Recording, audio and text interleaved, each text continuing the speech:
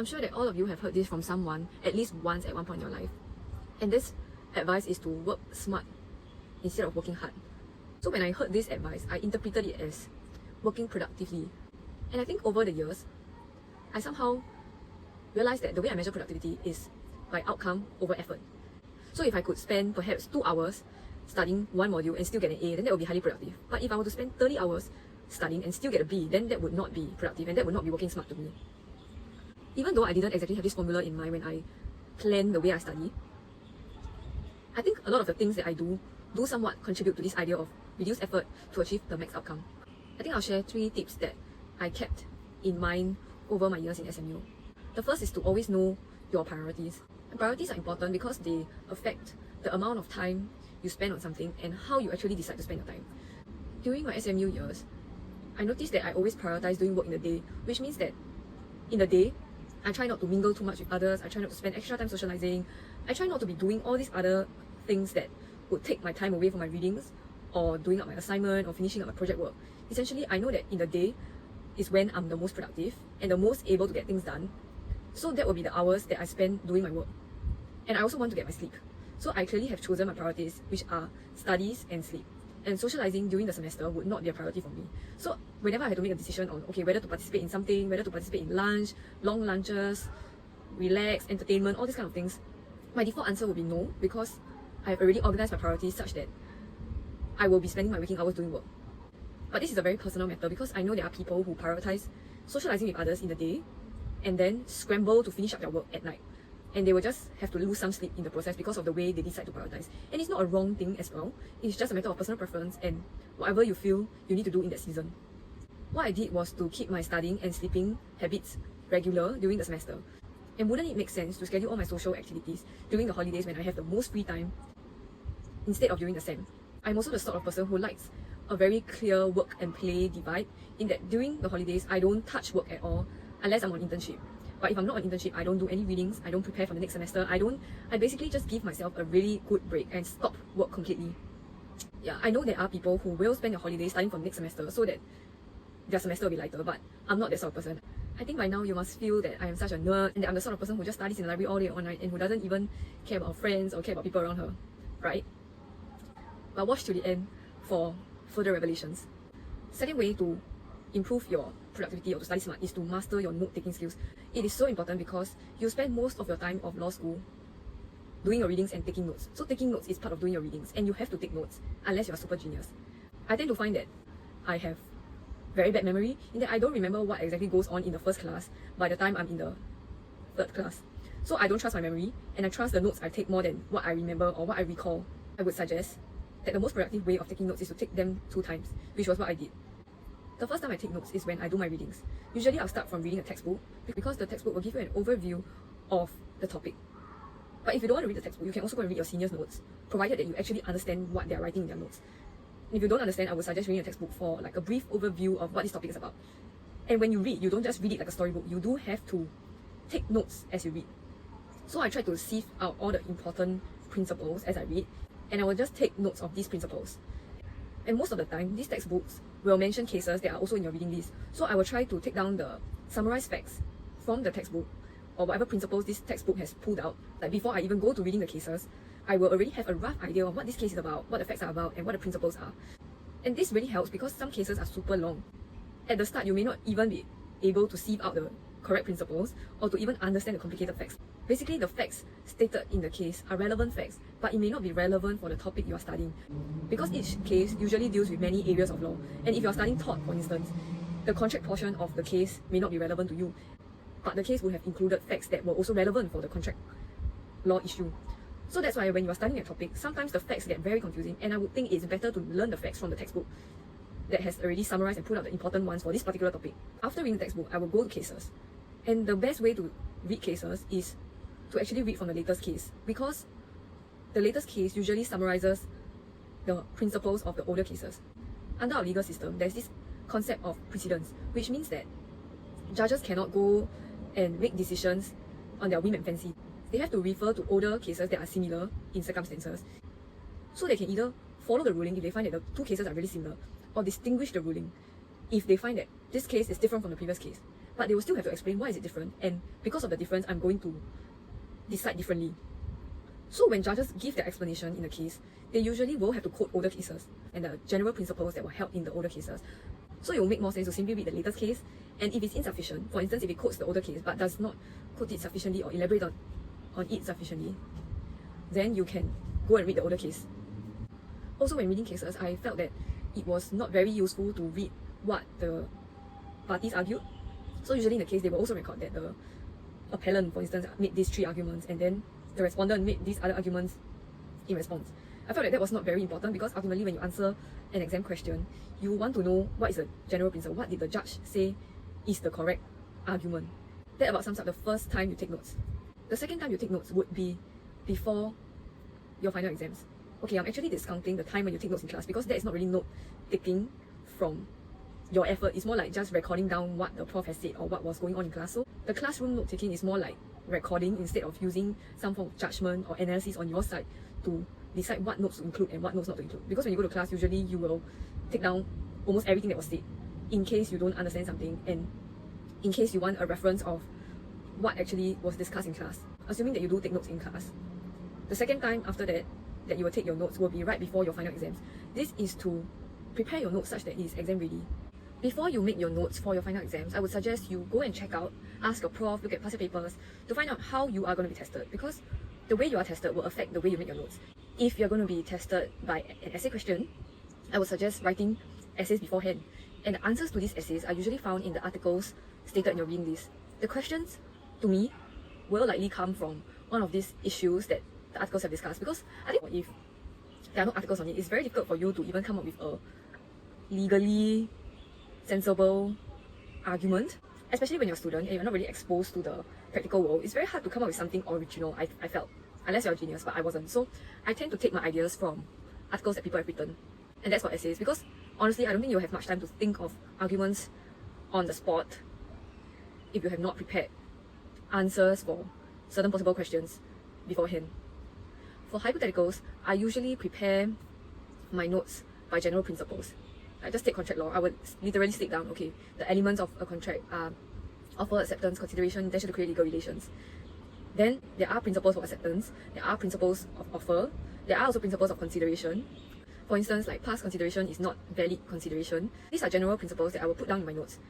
The reason why I put them down in my notes that way is because usually what the exam requires you to do is to look at the facts, look at the general principles, and see which general principles would apply to the facts. So it would be good to have a list of general principles that you can easily refer to in your exams. And as you go from year 1 to year 2 to year 3, the general principles tend to get more layered and complex. So there will be more nuances in one principle. Like one principle will have sub-principles, so your notes will definitely be quite substantial in that sense. So after you take your notes, usually you will still read them right before your exams to refresh your memory and to know which page to flip to when something comes up. So when I read my notes before the exams, I'll read it in a manner where I'm going to predict what kind of issues will come up in the question. And I will draw arrows telling myself, okay, look here if this comes up, look there if that comes up, and if this comes up, write this 1, 2, 3. Basically, I will mentally teach myself how to use my notes when a certain issue comes up, instead of going to the exam hall and start fumbling with my notes and being like, okay, where do I look for this answer, or if this question comes up, what should I write? Because now I have so many general principles, I don't even know which to write first, which to write last. So I'll mentally run through all these things as I read my notes right before the final exams. And this to me is the ideal situation where I have enough time to do that. Sometimes I don't have enough time and I end up reading my notes during the exam, which happens. A lot of things happen during exams. Sometimes you study new principles in the exam as well. If you happen to not have gone through that principle before, but you spot it in your senior's notes, for instance. Or if you don't have a good recollection of the specific details of the principle, but you have like a vague impression that it is there, yeah, you might just end up learning the law in your exam. So that's note taking. The third thing I would do is to work with like-minded people as far as possible. When I say work with like-minded people, I mean work with people who have the same goals as you, because if all of you are motivated to do well, then you will spend less time squabbling over somebody being lazy, somebody being absent for project meetings, somebody not participating. There will always be such people. To be realistic, you also do not want to work with someone who doesn't want to work with you. And it is that person's choice to not put in their best effort. However, if you're in the same group as that person, their choice will actually affect you and your quality of life, because you might end up having to do more work and end up having to sacrifice way more time on the project. Of course, this is not to say that if your classmates are having troubles or difficulties in their personal lives and so are in that sense being affected, and cannot participate as well, then you should just leave them in the lurch. I don't think this is the mindset that I'm trying to promote. It's more like if there is a consistent pattern of not participating well or just being negligent and not diligent in their work, I think it will do you good to avoid having to work with them. Now comes the question of why productivity or like studying smart can actually be a bad thing. I know I mentioned earlier that the way I prioritize was such that, okay, I will put my work first, and then I will also try to work with people who are willing to work.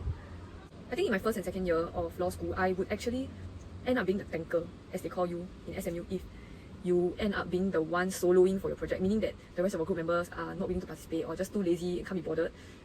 Then when the deadline looms, you just end up being the only one doing 4 people's worth of work, and that would have been me.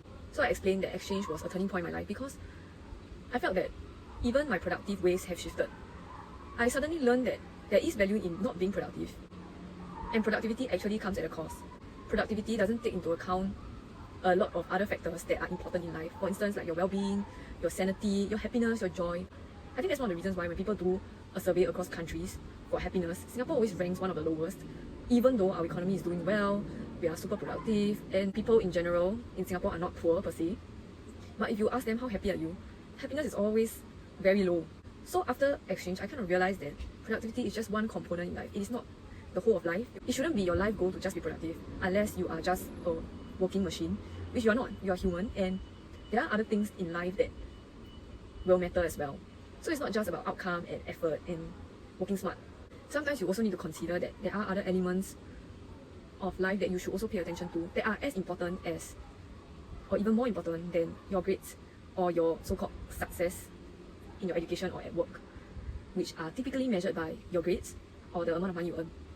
Thinking back to what I said earlier on my priorities, I did make a change to my priorities. I realized that I couldn't always segregate work and life, such that during my semester, I'm so focused on work that I neglect the needs of other people around me. Like, what if my friend goes through a breakup during the semester? What if my mom goes to the hospital during the semester? What if somebody needs a listening ear during the semester? Can I tell them, you wait, let me study first, and then during my holiday, I will come and attend to you? It's not possible to always do that, and it's not good to always do that as well, because sometimes people need you there and then. Sometimes people need a shoulder to lean on. Sometimes people need an encouragement from you. I did learn to make time for people, be more sensitive to the needs of others. Essentially, my priorities kind of shifted in that I wasn't just focused on studying, and I started to have this mindset where sometimes you just have to do the other important things and everything else will fall in place. I mentioned that, I would try to tank the project, but after exchange, I told myself that, you know what, it's okay. It's okay not to have the project be perfect.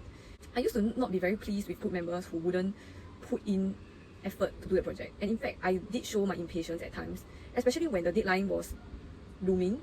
For instance, if something was due on a Monday and by Saturday we had nothing, and they were still not willing to do anything productive to produce something by Monday, then I would feel a sense of frustration. But after exchange, I saw all these opportunities as opportunities for grace, opportunities to show others grace, and to be kind regardless of the work that they produce.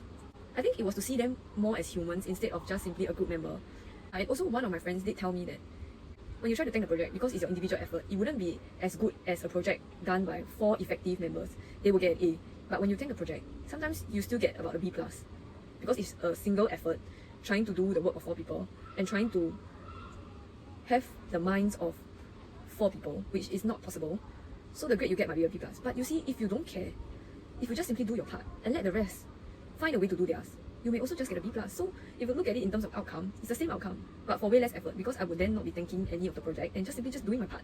And I started adopting this mindset, telling myself that I will do my best and let God do the rest. Like, I really put it into application. So whenever I was put in a group where I felt that, okay, maybe they were not super participative or not super keen on doing well, I just made sure that I did my part. And strangely enough, when people know that you will not be doing their part for them, then they will start to do their part too. I also noticed that I became less judgmental about ideas. So even if there were ideas that didn't seem very good or work that didn't seem very perfect, I would just accept it as it is and leave it to God. And basically I would say, okay, God, I have done enough and I have done my best. And whatever the outcome is, I will not fuss about it. I will not strive, and I will not do more than what I need to. And I have even once submitted a project full of grammar errors, full of spelling errors, because some of my group mates did not give in their 100% and they were not even willing to correct grammar or spelling errors in their portions. But what I did was essentially copy and pasted whatever they submitted and put into the report without even making any further modifications, because I kept to my principle of just doing my part. I only made minor editorial changes where I could spot them and where I had time to even read them, but I didn't push myself further to correct every single thing. And basically, that was the first time in my life, I think, I submitted a report full of errors. God is so gracious and merciful, because after I changed my mindset and allowed Him to take control of the situation, and also become more patient and kind towards the people that I work with, then surprisingly, all my grades have improved, and they were not just small improvements, it was a big jump in my grades. And for that mod with the grammar field report, I got an A+ for it, surprisingly, solely by God's grace, because there was no way that a report full of grammar errors was deserving of an A+. One thing that I learned about studying smart or working smart is that I shouldn't do it to the point where it becomes an obsession. It's a bit like Singapore, being obsessed with working hard and working long hours and just working and working. But I think indeed it's true that there is a time for everything. We don't want to reach the point where we realize that we are so focused on productivity that everything else in life has fallen apart. Like your friends have disappeared, your family members have not had quality time with you. Basically, if you are only living to be productive, then you're only living for your own selfish needs and for your own success. But I don't know whether if you look at it holistically, that would be considered success, because there'll be a lot of things in life that you miss out on. I remember this funny day when my law school classmate was having a conversation with me, and she said, you know, sometimes after exams, I realized I don't even know how to play anymore. It's like, how to play? And I find it so relatable, because back then, we were all super caught up with our work, and we were always putting our need for fun, for social activities, for rest, for relax aside in order to finish up our work. So when the time came for us to play, it's as though we have forgotten how to play, and it's as though we've forgotten how to have fun or to laugh even. So I think that state of being is a very pathetic state. And I hope that you also don't make the same mistakes that I made when I was in my first 2 years of law school. But to each his own. Everyone ultimately has their own priorities. I hope that the priorities you choose are priorities that you won't regret if tomorrow was the last day of your life.